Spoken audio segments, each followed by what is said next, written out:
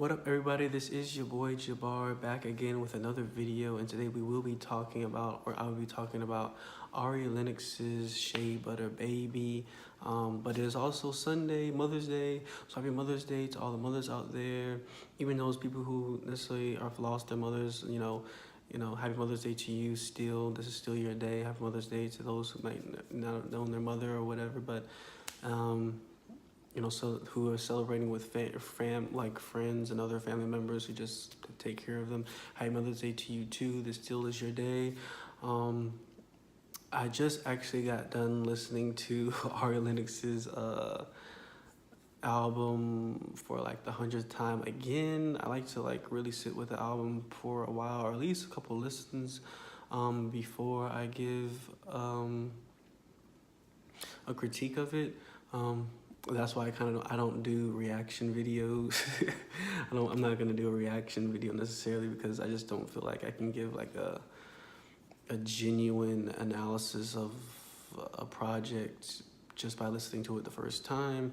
I don't catch everything the first time, and actually in this album, as I go back and listen to it every time, I catch something a little bit different, which is a sign of a good album, which I think this is. I think this is a great album. If you don't know who Ari Lennox is a singer out of DC, a black singer out of DC. And she is signed to Dreamville, which is J. Cole's label, and she is a new artist on Dreamville. I think that J. Cole has a real gem with this one. I think that this one is something special. Don't get me wrong. I like J.I.D. on his J.I.D. J.I.D, who is a rapper on his label too, is kind of blowing up as well, and he's also on this album as well. But I think that Ari Lennox has something a little more. I think J.I.D. J.I.D is still trying to find himself artistically. So she releases this project, Shea Butter Baby. She already has a song, Shea Butter Baby. I guess it's a single, or a single entitled album, a song. And her first single was Shea Butter Baby, and I guess she just decided to call the project Shea Butter Baby. And the project does sound like a Shea Butter album. It was so black ass. It was black ass. Really black, neo soul, R&B album, and the cover. I wish the cover was more close up. I think the fact that she's so far back in the space. I really wanted, and she's kind of wearing she's kind of glistening, she's wearing shea butter in the cover of her album, which I thought was really nice. But I wish it was more close up so that we could get more of the shea butteriness of it as a visual. I think the video that she put out was pretty shea buttery though. This album has themes of relationships and trying to find love, and also maintain sort of a self, and just maintain yourself while also trying to find love, and maintain your mental health, your sanity, and who you are as a person, while trying to maneuver in and out of these relationships that are kind of failing. This album was very cyclical, and this album was kind of, like I was saying before, about a messy album, even though it was kind of a messy album in terms of its content. Because its content seemed to be sort of cyclical, kept going in the circle and kept going around and around. We sort of, she's always sort of falling in love with these guys based on there's just firsthand attraction and feelings of lust and wanting intimacy, and then she sort of searches for something deeper, and then they're just not living up to the standards that she thought she had for them, or what she thought she had for them in the beginning. These relationships are kind of it first starts out with mere just sexual attraction and just being attracted to a person, and then she starts to search for something deeper, and then it always sort of fails because they always are messing up or something like that, or just not living up to her standards, or they're just not, like, I don't know, they're just failing, and these guys are sort of failing in some way or another. Um, and that is, the album kind of goes through these cycles of that, like through every relationship. It's like, it's almost like every 3 songs is a cycle of like wanting, like, just meeting a guy, she's meeting a guy, she's sexually attracted to a guy, they have sex, but then when she goes deeper into the relationship aspects of wanting to have a relationship with this guy, it always fails. Um, and like, even she has some really funny lines within poems. Like at the end, one of the songs at the end, I forget which one it was, but she's like, "Don't date these niggas till you're 43" or something like that. But then she's like, wait. She's like, it's kind of like a psych moment at the end. She's like, after she says that, she's kind of like, "Oh, I can't really be like that. I just have to keep like," and one of her interludes and one of her like speaking moments in the album is that like she has to, like, even though like she might end up alone for the rest of her life, but that's just what life is. She's still gonna search for love. She's not gonna give up. But like sometimes like this stuff just happens. Like she's just gonna have to keep on going through it and keep on, like, she can't get discouraged, and hopefully she'll find one love one day. But if she doesn't, that's okay too, because she knows who she is, and she's not going to compromise that for anybody. And that's kind of like the whole song of Static. Like that, the ending song of Static is pretty much like, you know who you are. Don't stop fighting, trying to find love, but like, if you wind up alone, that's okay too, because you love yourself, and da da da da. I like the fact that this album doesn't have a happy ending as well, like Ventura. Ventura was like, the end when I talked, and I'll put the link below, but Anderson .Paak and Nate Dogg are singing about how they've lost the women that they loved. You know, the woman that they've been waiting all their life to find. They've lost them. And they're sort of saying like, what we gonna do? What we gonna do? Or what can we do? What can we do? So it's just kind of like, and it's not a happy ending. They haven't really found, they lost their loves. And this one, every guy she thought that, had potential, like, they just didn't. Like, I also like how it's sort of, like, I like the intermissions in this. They're not really intermissions. They sort of go along with the songs, like where she's talking about, her experiences within these relationships. Like, and she changes her voice. Like, I guess the engineer changes her voice to make her sound like a little girl. So we're getting like this, like, little girl voice of Ari Lennox, and that's her stage name. That's not her real. I forget what her real name is. It's like, is it like Charlotte Sinead something? I don't know, something like that. I don't know why she goes by Ari Lennox. I need to find that out, why she goes by Ari Lennox, because that's not her birth name, which is interesting. She has these moments where she's talking, but she's in these little girl voices. Like, it's like the engineer changes her voice to sound higher and more innocent, but she's talking like a grown woman. Like, she's cussing, she's talking about sex, she's talking about this, she's talking about that. And she's like, the first one is like, all you niggas need to get the fuck out of here right now, because I need to talk to my bitches. Like, and it's like in this high-pitched little girl voice. And like, it's some of it is comical, and some of it, but it's like has a low-key serious undertone, which I like. Like, it's funny. It's like, it's kind of funny, but it's also like, it's like ha ha ha, but like, for real though, like, I need you niggas to get up out of here, because I need to have a real serious conversation about what it means to be a woman, and what it means to be trying to be a woman, black woman, to find love, trying to find love in this world, da da da da da, and all this stuff. And like, I love the one after New Apartment. After New Apartment, because New Apartment is a song. It's really this, like, it really signals, it's a break in the cycle, because the New Apartment is the only time where she's like wants to be alone. Like, she has this new apartment, she's by herself. Like, she's just talking about how she's gonna walk around naked, and like, she's gonna, like, she's got glasses, she's got these, like, Dollar Tree wine glasses, and like she's struggling and she's on her own, but it's like she's happy. Like she's I used to reach the period in her like search to find love and to find like a meaningful relationship, to like take a break for herself. And New Apartment is also about being broke and being black and being broke. And like I think one point she says something about like um she says something about the light bill. Like she's like no longer afraid of the dark. The light bill made me change my like I had to change a heart. A light bill making a nigga act smart or something like that. These lines are so funny. Like these the New Apartment is the most relatable song to me because this whole album is so relatable. It's so down to earth.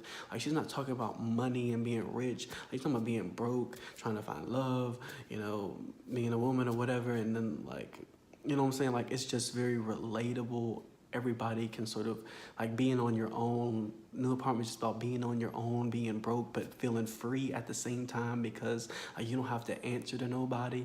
But then at the end of New Apartment is like this interlude where she starts talking in that voice again. And she's like, you know what? I realized something, after my alone time that, your furniture, she said something like, your furniture is not going to have sex with you. Your furniture is not going to, your apartment and your places, things are not going to make you, they're not going to teach you how to do the Dougie, not going to teach you how to roller skate. You know what? And I realized something. I need people. Like, I need people. Like, she says, I need people. I need human, like, interaction. So I can't, and that's like, I can't give up on, like, trying to find those meaningful relationships. I love New Apartment. Like I already said, I love Break Me Off. I think like this is not like your typical turn. Like it's not like Break Me Off is like about as turn up music as you're gonna get. It's not really. It's like neo soul turn up music. So it's like so it has like a very chill vibe, but also a vibe where you can get up and dance to it as well. I like Broke again, talking about being broke. She's like, I've been low before. Y'all know I've been low before. Like like I've been low before, y'all know I've been low before. Like I don't know, it's just something.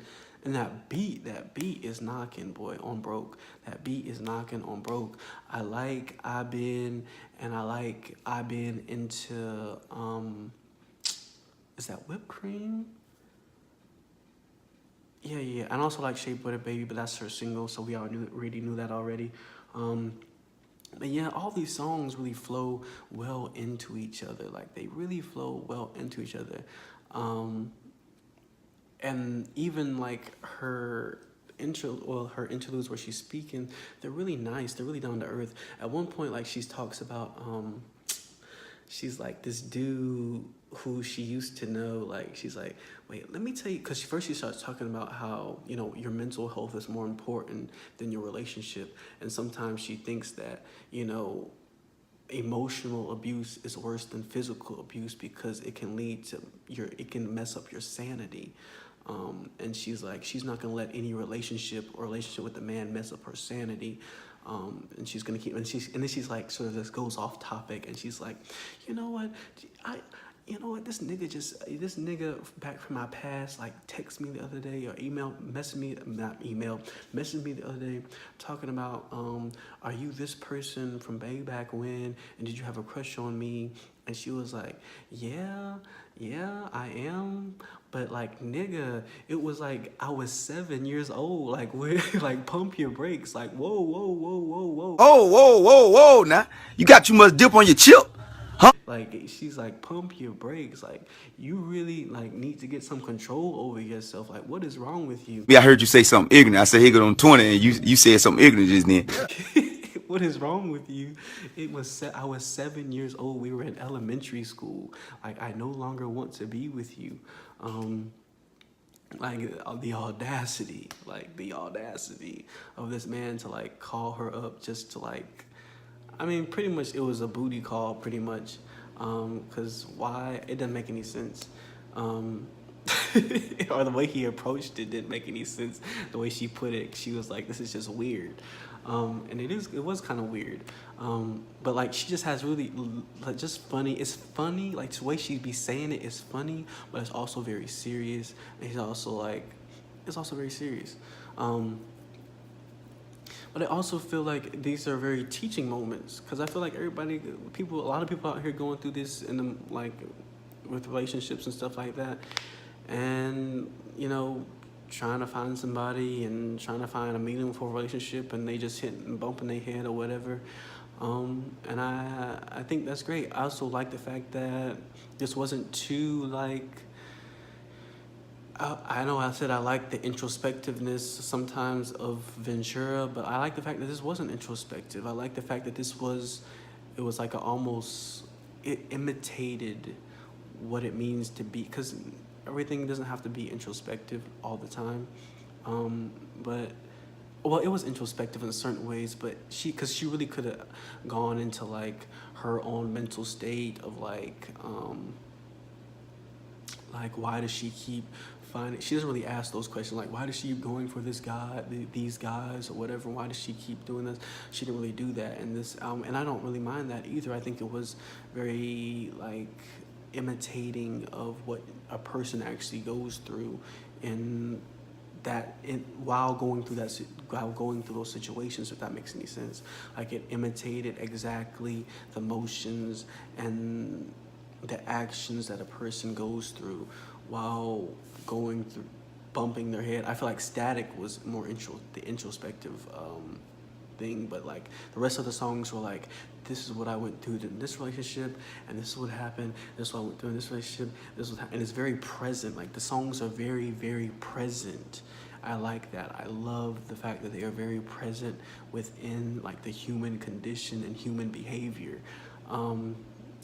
I like the producers and the writers on this album, like they were A1. And also I see a lot of people saying like she sounds like Erykah Badu, and yeah, her tonally, like her voice does sound like Erykah Badu, but I also feel like there's an underlying there's an undertone of and a subtle undertone of classical R&B that almost reminds me of Alicia Keys a little bit. Sometimes when she does runs, like she reminds me a lot of Alicia Keys sometimes, because she goes out of like the Erykah Badu tonal voice of like this high pitched sort of soulful voice that's sort of crooning a little bit, and she goes into this like other register, like a little bit lower register, not too low, but because she has I think she might even be a soprano or something like that, but like she goes into this like lower register, and like the way she does it, especially on up late, like don't get me wrong, she has moments, but she has moments where she goes in and out of like, and I feel like Up Late even sounds like a Alicia Keys song myself personally. Like it sounds like Alicia Keys songs, and she has moments where she goes in and out of like Alicia Keys, Erykah Badu tonally, and also like artistically. Like artistically, she goes out of vocally, like she goes in and out of those sort of like different modes. And I feel like her voice is honestly a mixture of that neo, like, because Erykah Badu is a little bit more rough around the edges, neo soul, and like, again, talking about polished and unpolished. Like Erykah Badu, not saying that Erykah Badu is unpolished, but even though she is kind of unpolished, but that's also why people like her, because she's intentionally unpolished, whereas Alicia Keys is very polished, and I feel like she is a mixture of the both of them, in a way, and she represents like this like rough neo soul, but also this classical R&B, and the two really, really mix well on this album. And so I don't want to really tie her in with Erykah Badu too much, because I feel like she is her own artist and is her own person.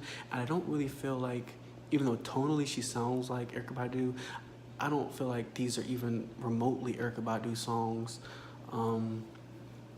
Erykah Badu is much much less like polished than this. Like this is a very, even though I feel like it was a messy album, it was a very polished, messy album. The producers, I mean, and she doesn't sound overproduced. Like her voice isn't overproduced on this album. Like I know some artists like they have their voices overproduced, and this one sounds very natural. Like everything, like the instrumentation sounds like they were playing, like in Ventura, when I said Ventura sounded like they were playing every instrument. This sounds even more like they were playing every instrument. That like these are live recordings of her voice, and even when I heard her sing live, she sings it the same way live. There's not really a lot of difference in the way she sings live and what you hear on the recording, which is great, because I hate to like, you know, hear somebody on a recording and then I hear them live and I'm just like, clearly your voice has been like altered and messed with.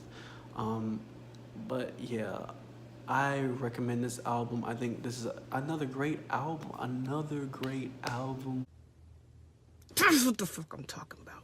God, that's what I'm talking about. It was so black ass. Yeah, I know I said Ventura. I didn't think anybody would top Ventura, but this right here is pretty close. The only thing that is wrong with this album is the fact that J. Cole and J.I.D. and J.I.D. are on it.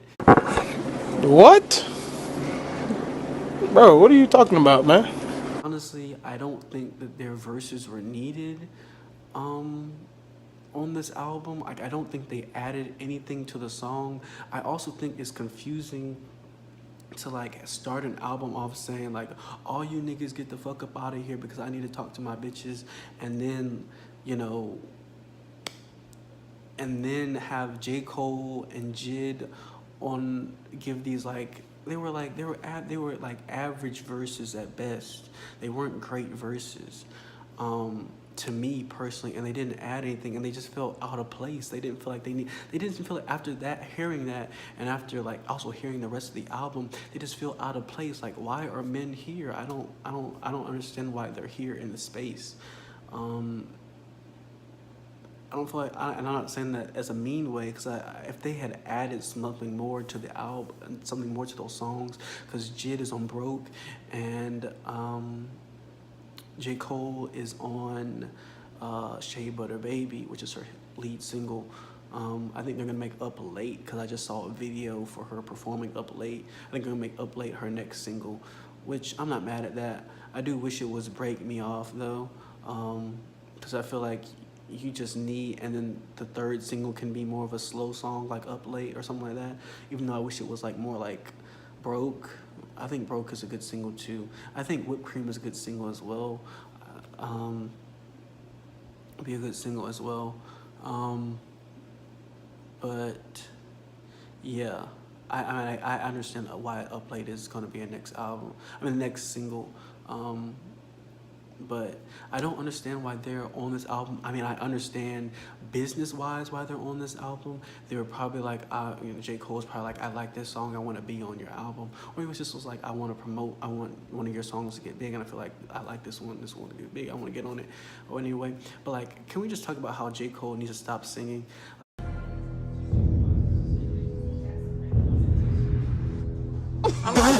I think J. Cole is fine singing when he's like with himself, and he adds little harmonies to his songs, because you really just can't. I mean, if you're not like a singer or anything like that, you're probably not gonna care. Like if you're not, because most people don't. These rappers sing all the time, and so J. Cole sounds, you know, at least halfway decent or whatever. But like, you're on a song with like a real singer, a real vocalist, and like I don't need to hear you sing anything.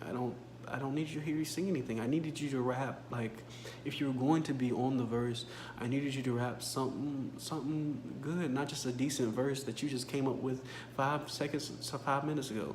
Like, like not to say. I mean, it just sounded like it sounded like an average verse. Like, it was okay. Like, didn't add anything. And I'm a J. Cole fan, but I didn't think it added anything. J.I.D.'s verse on Broke, I don't think it added anything. Like, I think that he I'll actually like even worse than J. Cole. Like he sort of like halted the song a little bit. Like I wanted to go back to like I've been broke or I've been low before. Like I wanted to go back to like that chorus. I didn't want to necessarily hear like him rapping on it. Um, that was the only thing, and then also it didn't go with the theme of the album. Like she just said, like niggas get the fuck up out of here because I'm gonna talk to my bitches. Like she even says if you're a man on my label, you need to leave now. Like or a part of my label, you need to leave now. So it's just like, why do these guys show up within like the first next three songs? Like I don't understand why they show up, and especially with lackluster verses. I don't get it. I don't get it. I don't get it. But that's the only thing that sort of like, cause I think cause Ventura's features were so spot on, and they didn't like. It's almost like, Brandy, Jasmine Sullivan, Smokey Robinson, Andre. Like they just knew what to do.